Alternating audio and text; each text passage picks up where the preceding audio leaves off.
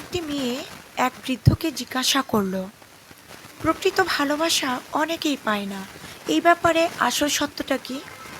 বৃদ্ধ লোকটি বললেন, ফুলের বাগানে যাও এবং সবচেয়ে সুন্দর ফুলটি নিয়ে এসো।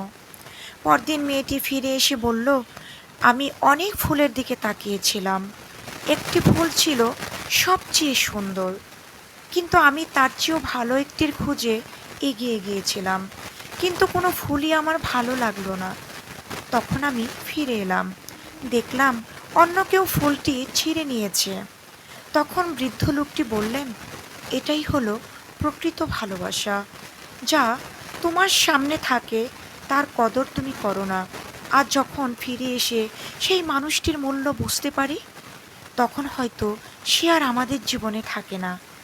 এই কারণেই অনেকেই প্রকৃত ভালোবাসা খুঁজে পায় না।